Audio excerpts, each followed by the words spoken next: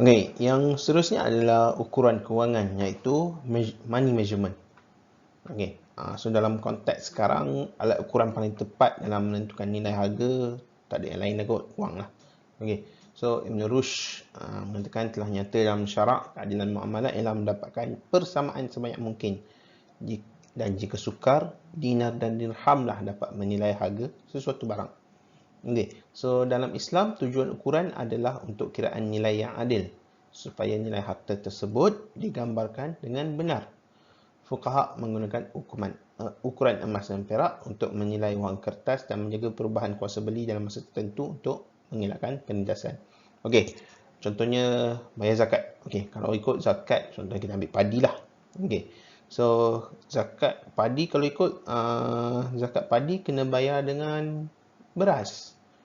Atau contohnya zakat fitrah, kalau ikut zakat fitrah, tak ingat mazhab Syafi'i kalau tak silap, kena bayar dengan makanan ruji, iaitu beras lah di Malaysia. Okey, tapi kalau apa yang kita buat sekarang, kita bayar dengan nilai harga kan, kita bayar dengan ringgit.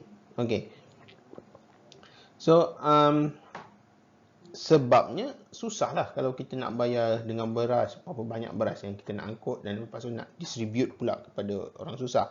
Contohnya kalau zakat ternakan, nak kena bawa seekor lembu ke pergi dekat pusat zakat, macam lagi senang mungkin kalau kita jual lembu tu dan dapatkan wang, ataupun kita bagi je lah nilai seekor lembu tu kepada pusat zakat. Lebih mudah lah, dan pusat zakat itu sendiri pun lebih mudah untuk nak distributekan atau agihkan duit itu kepada orang-orang yang memerlukan. Okay. Seterusnya, ciri yang seterusnya adalah piawaian pengiraan, iaitu accounting standard. Okay, so bab accounting standard tu kita dah discuss dengan agak detail masa kelas S2 minggu lepas kan.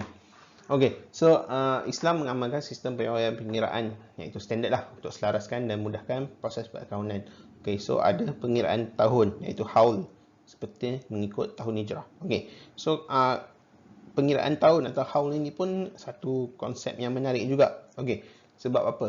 Dalam konteks accounting sekarang,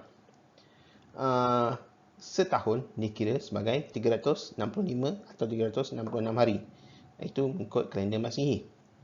Tapi dalam Islam, kita menggunakan kalender lunar atau kalender hijrah. Kalender hijrah ada kurang 10 hari kan, 355 hari kalau tak silap. Okey, ada perbezaan 10 hari di situ. Okey, so macam mana calculation dia? Bolehkah kita pakai,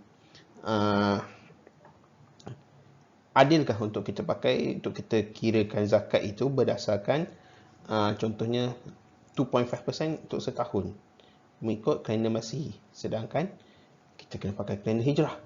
Okey, itu persoalan yang menarik tu, yang kita boleh masing-masing boleh explore dan boleh mungkin nak bincangkan dalam S2 nanti. Okey, so standard yang lain adalah piawai alat ukuran. Okey, so seperti ada timbangan, sukatan dan wang, ada rekod transaksi, tak kisahlah transaksi itu kecil atau besar, ada penilaian harga semasa, ada penyelesaian kadar cukai zakat, dan ada audit. Okey, so audit tu dengan kata lain, ada orang lain tengok lah, ada orang lain check.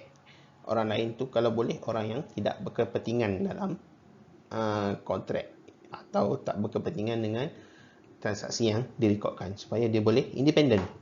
Okey. Okey, seterusnya perlu ada dokumen, iaitu proof of transaction. Okey, so dokumen boleh ada dua, satu dokumen luaran dan juga dokumen dalaman. Dokumen luaran adalah resit yang diberikan kepada orang yang membuat pembayaran. Okey, so dalam konteks Baitul Mal dikenali sebagai surat pelepasan atau al-bara'ah. Dan kita juga ada dokumen dalaman, iaitu bagi tujuan rekod seperti nota janji, iaitu asyahid. Ini dalam konteks Baitul Mal.